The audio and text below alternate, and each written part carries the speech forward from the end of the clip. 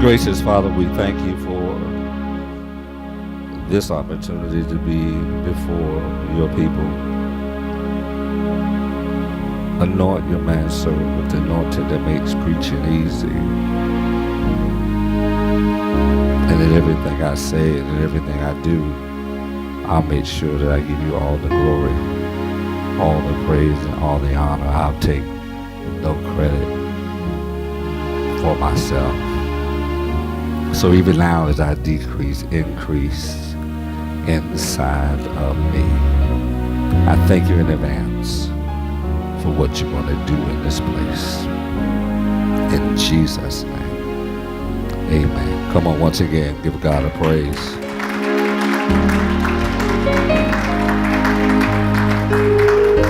Would you give it up for our youth choir?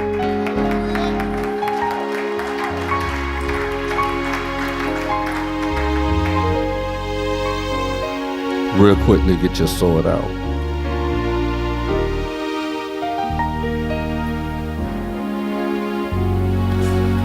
It's going to sound a little different, but go to Luke 24.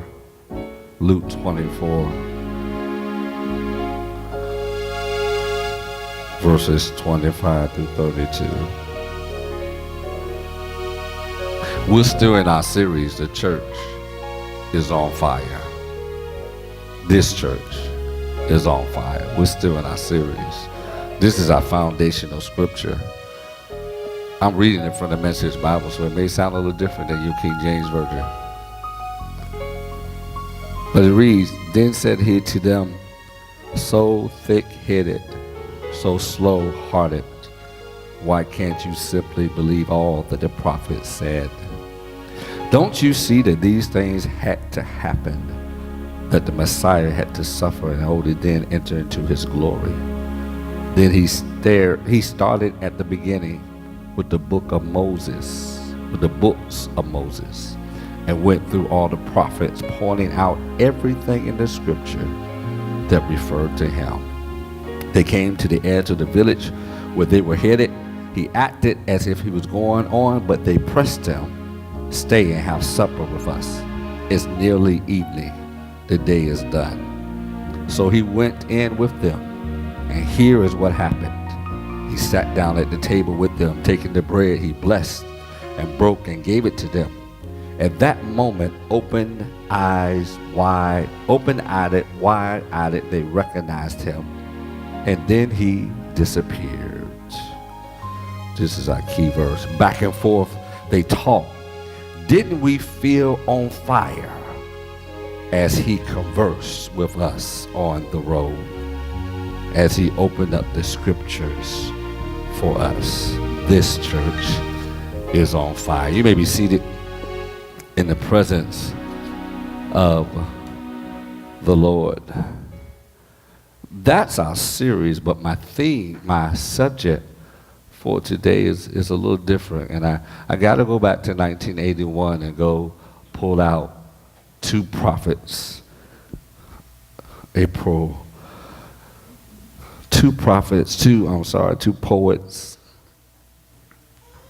and I need to use what they wrote to introduce my subject for this morning. Some of you who may be around during that time may recognize the words, "Love them and leave them." That's what I used to do. Use and abuse them. Then I laid eyes on you. It was pain before pleasure. That was my claim to fame. With every measure, tasted teardrop stains. I was cold as ice long ago. I wasn't very, very, very nice, you know. Then I kissed your lips, and you turned on my fire.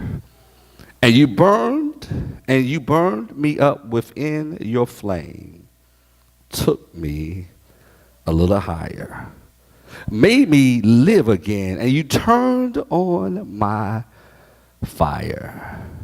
Then you show me what love could do. Fire and desire. Feel it coming through. And I thank you. I just want to use for a subject this morning, help. I'm not on fire. Help. I'm not on fire. I know it's customary, especially if you're in an emergency situation, that if you catch on fire, you yell, help. I'm on fire. From a physical point of view. But may I propose to us this morning, from a spiritual point of view, there's too many people who are not on fire. And they need help to get on fire. And so this morning, out of your spirit, you're crying out, help, I'm not on fire. So I got to go. I'm going to try to move quickly here. I feel myself moving quickly here. I got to deal first with the first point, because we're talking about the church being on fire. And may I propose to you that the church, this is my first point, the church will only be on fire as much as you are on fire. The church will only be on fire as much as you are on fire. So if you want to pop in church, you need to be popping. Can't get no help this morning. If you want a reverent church, you must be reverent. If you want a church that's moving, then you must be moving. The church would never be more than what you are. And you can't come in here and say, I want all this to be this way, and then you are not that person. You want the church on fire, but if you're not on fire, how can we be on fire? Can you look at your neighbor and tell them, help, I'm not on fire. So the church will only be on fire as much as you are on fire. Can I go to point number 2 real quick? You will only be on fire as much as your relationship with God is on fire. I know I hit the first 2 points quickly, but they kind of go together. Your church will be on fire when you're on fire, and you'll be on fire when your relationship with God is on fire. That's kind of what Rick James and Tina Marie were saying. They were saying our relationship together causes a fire to raise up. And when I read what they wrote, I said, well, Lord, that kind of compares us with you, because when we get hooked up with you, when we get hooked up with you, then what was cold and messed up and jacked up and just wasn't nothing. When I get hooked up with you, you cause the fire. Oh, y'all too holy here for me today. You cause the fire that's on the inside of me to begin to rise up on the outside of me. Help. I'm not on fire. Because your relationship with God will determine how much fire you will be on, and then how much fire you will be on will determine how much fire your church will be on. So if your church is not on fire, don't check the pastor, don't check the first lady, don't go see the chief elder or the chairman of the deacon board. You need to go and look in the mirror. I can't get no help this morning. You need to go and look in the mirror. Because if your relationship don't have it going on, then your church don't have it going on. Can I ask you a question? Can I ask you, because I was sitting on my computer this morning, and this just popped up in my spirit. Can I ask you a question? When's the last time your worship went intimate? When the last time your worship went intimate? Let me define intimate. The adjective definition of intimate is private, personal, detailed, and thorough. When's the last time your worship with God went beyond just form and fashion? It went personal, it went private, it went detailed, and it went thorough. When's the last time your worship with God went that way? When's the last time your worship with God looked beyond just the stuff you put on the outside and really got down to the root cause of the situation why you can't do? When's the last time your worship went intimate? Can I propose to you? Sometimes God let your worship get intimate at church, sometimes. But you really need to have worship at home. I just can't. You really need to have worship at home because you need him to tell you something. And then when you get to crying, ain't nobody around to see why you're crying. Ain't nobody around to ask. Matter of fact, ain't nobody around to hang you a handkerchief to wipe your tears and your nose that's running because God just dropped something on you that just caused everything on the inside of you to drop. I want to know when the last time your worship got intimate. Maybe that's why you're not on fire. Maybe that's why you can't say amen this morning because I'm preaching better than you saying amen right now. Maybe that's why you can't move because your relationship ain't right. Your worship hasn't been intimate lately. The last time your worship went intimate. You want your church on fire, but you don't want nobody to talk about your relationship with God. Oh, I ain't scared. I said it again. You want your church to be on fire, but you don't want nobody to talk about your relationship with God. My relationship with God is personal. It's personal and it's not. Let me hit it for two. It's personal and it's not. Because they tell me I can tell what kind of fruit a tree is by what the fruit that falls off it. And what I've learned is your relationship with God is a tree that's sitting in the garden. And when I see fruit fall off of it, I know you got a relationship. So although your relationship is private, it's still public because when you got it going on, fruit begin to fall off the tree. And we know you got a good relationship, although I'm not in your business. But when I can't pull nothing off of your spiritual tree, I don't have to get in your business. I know something's wrong. Oh, God. Let me get a little deeper with y'all. I pull a fruit, but it's so small. It ain't right to eat, but it's still producing fruit. Can I propose to you, you got people in church that still producing fruit, but it ain't right to eat. I don't got to get in your business about your relationship. Your fruit tells me something's wrong. Your fruit tells me something's wrong. You can't take nothing. You sensitive. You uptight. You can't stay in worship. You leave church as soon as it's over. Can't fellowship. Your fruit tells me there's something wrong with your relationship. I understand leaving sometimes early, but you got to leave every time we have fellowship. That means you can't get in fellowship. And every time I talk to Jesus, he's pushing fellowship. So something's wrong with your fruit.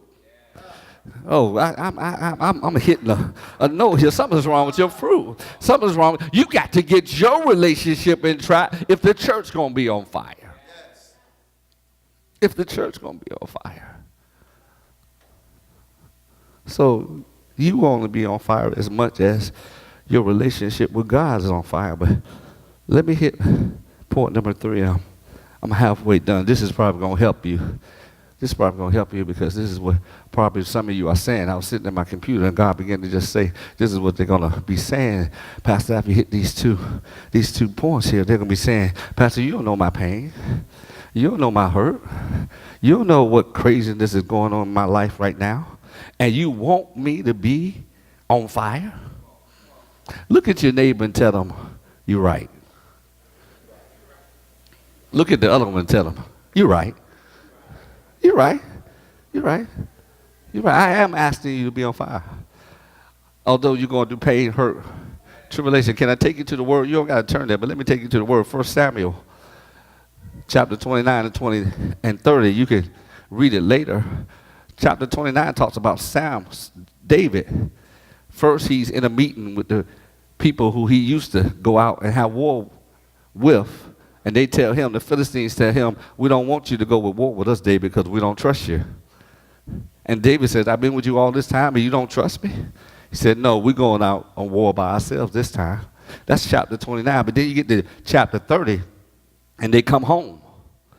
You want to know what craziness really is. They come home. And their city is burned up, and the money is gone, and their women are gone, and their children are gone. Everything is gone.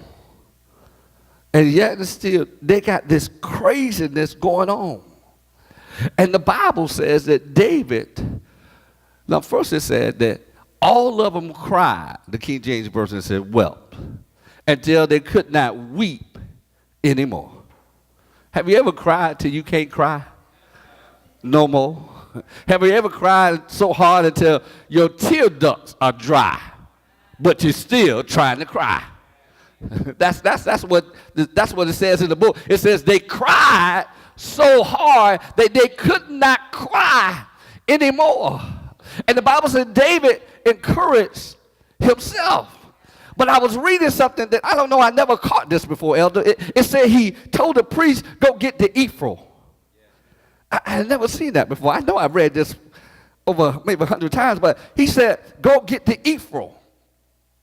Well, you got to understand what that represents. The ephod was the outer garment that the high priest wore. And nobody else was supposed to wear the garment. But David said, go get the ephod. And he put the ephod on and he went and inquired of God. And God told me, he said, just as crazy as stuff is going on in your life, it's just as crazy you got to pursue me. Oh, God, y'all ain't going to help me. Yeah, that's a better point. David did something crazy. He went and got the ephod that he wasn't supposed to put on, that only the high priest was supposed to put on. And David said, give me the ephod. I'm going to put it on, and I'm going to go talk to God. I don't need no priest talking to God for me, because this craziness is greater than a priest. I don't need the pastor to pray for me, because this craziness is greater than a pastor. I can't call the first lady, because this craziness is greater than the first lady. If you go and do craziness, you got to get as crazy as what's going on in your life. And David said, they done took my money and my woman. And all they left me was some wine to get drunk off of. I'm going to get crazy. I'm going to get crazy. And he said, I'm going to call for what I know I'm not supposed to touch. Oh, God. I'm going to call for what I know I'm not supposed to deal with. I'm going to call for all of that. I'm going to call for it. And then I'm going to go and precede God. The thing that I like about this is that when he went to God and he inquired, God said, go. I'm going to deal with that more in point 4. But he didn't just go any kind of way. He went crazy. He went so hard that when they got to the brook, 200 of the 600 men were too faint to go with him. And he told them, stay right here. And the 400 went after them. Maybe it ain't crazy enough in your house yet. Oh, God. I got some looks there. Maybe it ain't crazy enough in your house yet. And maybe that's why you ain't got no deliverance, because it hasn't got crazy enough for you to get crazy for God. Oh, God. That's a point right there. Maybe it's not. See, it got to get so crazy in your house that you tell the devil, I'm taking off the earrings and the high heel shoes. We're about to go on right now. It got to go get so crazy in your house. You got to say, hold up. I'm not going through no protocol or nothing else. I'm going straight to the throne room, because this stuff is real. And I got to get as crazy as the trouble I'm in. See, maybe you ain't in enough trouble yet. Maybe that's why you ain't got crazy yet. You want your church on fire. But you ain't on fire. You ain't acting crazy in God. You know, sometimes I learned something about a fight. Sometimes they just waiting for you to get ready and just go. They pick with you until they know they got you mad enough. I just want to see how mad I can get them until he really get ready to fight. Do you know the devil is like that? He just keep picking with you. I want to see how mad I can get them. When they gonna call on the name of Jesus? When they gonna cast me out? I'm gonna keep messing with you, because I ain't going nowhere until you cast me out this house. You ain't got mad enough to cast the devil out your house. Help! I'm not on fire. So you got to get crazy in this thing, because every demon he sent after you has lost their mind. Oh, God, you got to hear that one right there. Every demon the devil has sent after you has lost their mind, and they're going after you like you the last thing, like they're a pit bull and you the only meat left to eat, and they're coming after you. And you got to be like, if that's the only meat that's left to eat, let's go now, because I'm not going to let, oh, God, you ain't going to help me in here. You got to go as crazy after God as much as the craziness is in your life. You got to go. You got to go. Don't wait for somebody. See, when I was growing up, we would do two things, y'all. When you really want to fight, you would draw a line and tell them jump, cross over. And if they cross over too long, too soon, you say, well, cross over the other line. Or you will put the stick, I dare you, that's my mama on my shoulder. You knock my mama off my shoulder, we're going to fight. They knock it off. Hold up, let me get my other mama. Can you knock the other? And the devil is knocking everything over, and you ain't doing nothing about it. The devil is coming in your house, and you ain't doing nothing about it. He going in your refrigerator without your permission, taking the last sip of Kool-Aid in the house. There ain't no more sugar left, and daring you to say something about it. I wish I can't get no help in this house right here. You know how you feel when they take the last sip of the tea you just made, and you ain't had no drink, and they drink it and leave the empty container in the refrigerator. I'm trying to get somebody mad in this place, Al. I'm trying to get them. I'm trying to get somebody on fire here. You took the last point that I made and you left the empty container. Didn't even have enough nerve just to make me some more. But you got righteous indignation. You're not gonna take it and put it by the seat so it can get washed. You're gonna leave it in the refrigerator. What you gonna do about this? That's what the devil said. He drunk your last stuff and put it in the refrigerator and said, what you gonna do about this? I'm just gonna go make some more. I'm just going to make some more.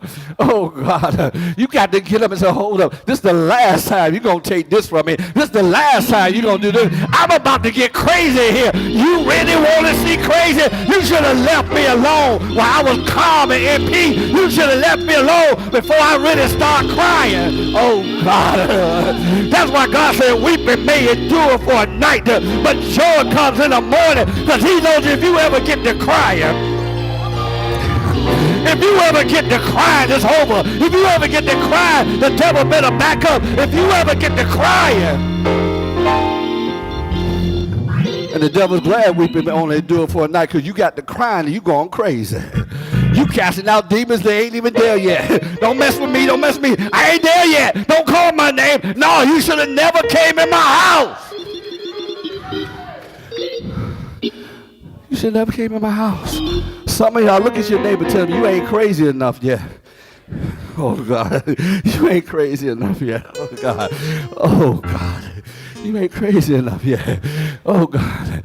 You better look at yourself and say, I'm tired. Anybody tired of being tired? Anybody tired of crying? Anybody tired of the same old going on? That means you got to do something about it, because the definition of insanity is doing the same thing but expecting different results. You keep doing the same thing and think something different going to happen. I'm here to tell you, you're insane. But hey, when I get insane, that means I'm crazy. I'm about to go crazy up in this. Oh, watch where I'm at. I forgot. I'm in church. I can't talk like that. I'm about to go crazy in this place. Yeah, I got to get to point number 4 so I can keep my salvation and get out of here, y'all. But point number four, can I go to verse 8? The point number 4 said, and David inquired of the Lord and said, shall I pursue after the troop? Shall I overtake them? And the Bible said, and God answered him, pursue. For thou shalt surely overtake them. And now David didn't ask this question. David didn't ask this question. He just asked, if I pursue, will I overtake? God answered his question, but he gave him another answer. And without fail will cover all. Oh, God, did you see it? David didn't ask God, is all of them still alive? Will I get all my stuff back? He didn't ask him that. He just asked God, if I go after them, will I catch up with them and overtake them? And God said, not only should you go after them, and not only are you going to overtake them, but you're going to get it all back. So God told me, my point number 4, y'all, I'm through. Pursue, overtake, and recover. Right there. Pursue, overtake, and recover. See, first thing is you got to go after your stuff. You got to go after your stuff. And you got to go after at such a pace that you're going to overtake them. And you got to go after them at such a pace that you're going to overtake them. And once you get to them, you got to be ready to fight because you're going to recover. You're going to recover all. So I had to go find another poet to close this thing out. Had to go find another poet. And I found him. And this poet said, what about your family and all your self-esteem, even your destiny? I want it back. What about the joy you taste and the time you wasted? Do you want it back? What about the place in God and all the faith in God, even the ways of God? I want it back. What about the hope and dreams of your community, even your kids and teens? I want it back. What about your peace? I want it back. What about your strength? I want it back. What about your power? I want it back. What about your love? Oh, God, I had to go find somebody who's already been in the situation I've been in and knew how to write it more proficiently than I could. So I had to go try Trivet. He's a hip-hop something, but I don't know. He said, I want it all back. I want my love back. I want my peace back. I want all of it back. So he said, pursue, overtake, and recover. That means, see, the problem with the church, I heard the Holy Ghost, I'm through here. The problem, I need those poet words again. Let me know. The problem with the church is that you are satisfied when you only get a little bit back. I can preach right there. You happy throwing fits, running all around the church because you got a little bit back. And God's trying to figure out, he's saying, why are you so happy? Why are you so happy? Why you got so much joy? You ain't got it all back yet. You ain't got it all back yet. You want your family. You just got your kids. What about your husband? Oh, God, I ain't gonna get nobody here. You shouting over the kids, but the husband's still out there. And God said, hold it. I know you want to shout. I know you want to praise me, but I ain't finished yet. I want it all. You want the light bill, but don't want the mortgage and don't want the car. Now I want the light bill, the mortgage, the car. I want all of it back. I want it all. I want it all. I want it all. If I can get the church out of the phenomena of being happy with only 33%. Hold it, sir. Hold it. You rush me. I'm going there, but you rush me. They got to catch this one. See, y'all too happy over 33%. I want more than 33% back from God. You happy over 33%. You throw fips over 50%. Don't get 75 and you done lost your mind. But God said you shouldn't lose your mind until you get 100% back. You shouldn't be happy until you got all of it back. And you see the devil wants you to stop fighting when you get a little bit back. See, my grandma taught me this. My grandma taught me this. You got to keep hitting them until they ain't going to come back again. That's what she taught me. She said she taught me that. You just don't want to hit them so they go down. But you want to make sure when they get up, they're not coming back again. And see, that's wrong with the church. You done hit the devil one time, and he done played like he dead, and then when you turn your back, he done got back up and stole something else. But I want it all back. I'm not settling till I get it all back. I know he did one thing on my impossible list, but I'm not stopping until he do everything. So I can I ask you, what about your family and all your self-esteem? Do you want it back? Oh, then my peas ain't got left. The devil is a liar.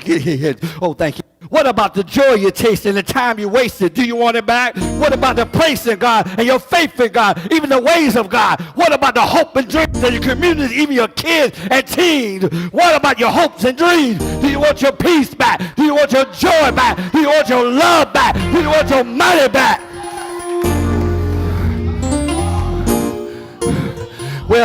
Well, my child doing better. She used to make all A's, and then she made all E's. Well, at least now she's making all C's, and I'm just happy. The devil is a liar. The devil is a liar. if she made all A's before, I want the child back that made all A's. Oh God, oh God. Well, at least my husband don't cheat on me no more. He still comes home, but he don't talk to me, but he don't cheat on me. The devil is a liar. I don't care if you don't talk to me. I want you all in this house, or don't be in this house. Oh, y'all, you gonna help me here. Don't be in the house at all. Oh God, well, at least my kids listen to me sometimes. No, they gonna listen to me all the time. I want it all. What's going to help you get on fire? I heard your Holy Ghost. Thank you. What's going to help you get on fire when you get your stuff back? When you get your stuff back? What put your fire out when the devil stole your stuff?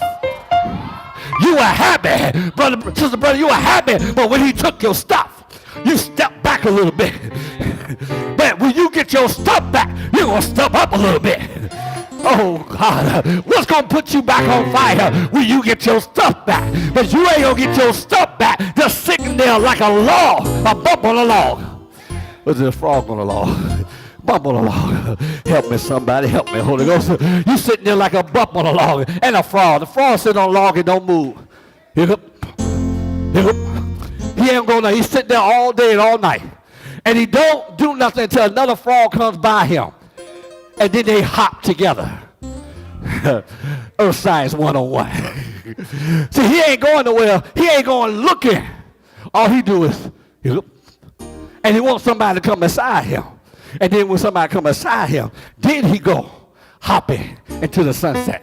But God said, we ain't frogs. He that findeth a wife finds a good thing. That means he got to go looking for what he needs. And God said, you want your stuff back, but you just sitting there hoping that it'll just fall out the sky. You just sitting there looking like, well, we'll get some new partners.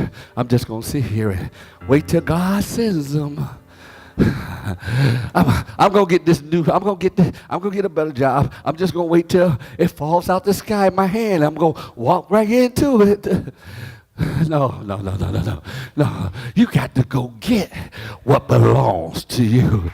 Because the devil is holding it like this real tight in his hands. And he ain't ready to release it. And you think you got to do a whole lot of things. But all you got to do is say, Jesus. Oh, God, you ain't got that. All you got to do. The Bible said the devil is as a roaring lion. He is not a roaring lion. He is as a roaring lion, which means he makes a lot of noise, but he has no power behind his noise. But there's another lion in the jungle, and he's called the Lion of the tribe of Judea. Notice Revelation didn't say he's like a lion. Revelation said he is the Lion of the tribe of Judea. Now the devil is like a roaring lion, but God, Jesus is the Lion. I'm going to close, Elder. I saw this on Facebook. It was so phenomenal. I saw it on Facebook. I'm going to close this, y'all. The baby bear was running from the tiger, and he fell in the water. And he looked like the tiger was going to get him. And he got on the shore, and he had nowhere else to run. So the baby bear just did what he knows how to do. He just roared. And you see the picture on Facebook that the lion looked, the tiger looked and went away. And you thought maybe it was the roar of the baby bear. But really behind the baby bear was Mama Bear. And when the baby bear was roaring, Mama Bear was roaring too. And the tiger saw Mama Bear and said, I can handle baby bear, but I can't handle Mama Bear. I'm leaving. I'm just here to tell you, Brother Sam. I'm just here to tell you, I'm the baby bear. Jesus is the Mama Bear. When I roar, he roars. And the devil don't want to mess with. The devil don't want to mess with Jesus. He don't mind messing with me, but he don't want to mess with my eldest brother. So, what does that mean? What does that mean, Brother Ben? What does that mean? That means I can walk in the enemy's camp, and he'll see me. But then Jesus is walking behind me, and he won't go get my stuff back at first, because he just saw me. He just saw me. See, Brother Ben, he just saw you. Brother Chris, he just saw you. Oh, you coming to get your stuff back? Come on and get it. But then he saw Jesus behind you. What, you want this back? You want that back? Hold up. You didn't know I stole that too. And I stole that. And hold up. I stole that. And I stole. That's why your relationship with Jesus got to be on fire. Because when you walk in the camp, Jesus need to be walking behind you. And you bum rush the devil. He come in there. You come in there look like it's just you. Oh, I got this. He said, oh, I didn't know you were bringing him with you. Hey, we're cool, right? We're cool, right? We're cool. What you want? You want the watch? I didn't steal this from you, but do you want it?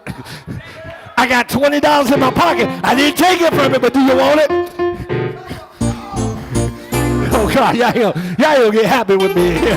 Y'all don't get happy with me here. But when I get on fire, I get all my stuff back. When I get on fire, I get all of it back. I'm tired of not being on fire. Help, I'm not on fire. God is waiting. He wants you to get all your stuff back. That's why you're having this pity party. You done lost your stuff. You done lost your stuff. You done lost your stuff. You act like one of my daughters. Don't let Trinity lose $1. It's over. She done lost $1, crying all over the place. But let me give her $1 back in place of $1. Oh God, she happy. She don't know she lost $1 because I didn't give her $1. That's how some of y'all is. You done lost your stuff. And God's like, I want to give you your stuff back. I want to replace what you lost. And when he gives it to you, you're going to forget that you lost your stuff. I'm just trying to help somebody today. The devil holding on to your stuff. I'm just trying to get you on fire so you go get your stuff back. Get your stuff back. Get your stuff back. You got to go get all of it back. And make sure you get the whole list. And if you remember something else, just come back and say, hold up, I forgot something. Oh, y'all ain't gonna help me here. I ain't gonna help. You go get all your stuff from the enemy, and then you hold up, wait a minute, I forgot something. And you go back, oh, I forgot something. You still got something of mine. God wants to give L.L.W.C. all their stuff back. All your stuff back. For some of you, it's not physical stuff. It's emotional stuff. And your emotional stuff is priceless. You can't even put a value on it. But God said, I'm a good adjuster. I know the value of everything. I know what it meant to you, what you lost. And I'm here to restore all of it. But guess what? You can't take no more junk from the devil. You got to stand up in the power of your relationship. Well, Pastor, my relationship ain't that good. Well, get it better so you can get on a better plane with God. Get it better so you can get on a better plane with God. Get it better so you can do something better with God. Rest of your feet all over the building. Help. I'm not on fire. But guess what? This will be the last weekend. This will be the last Sunday. I'm not going to be on fire. This is going to be the last time I walk in God's house. And I'm not on fire. This is the last time. There's not going to be any change in my life. This is the last time the enemy's going to take me down like this again. Why? I'm not saying he's not going to try to take anything else. You just going to have the ability to rise up and take it back. It'll be a falsehood for me to tell you the enemy ain't going to come and try you. He is. But no longer are you not going to have the strength not to resist him and defeat him. This Sunday, you got the help you needed to be on fire. And this will be the last time I come in God's house and I'm not on fire.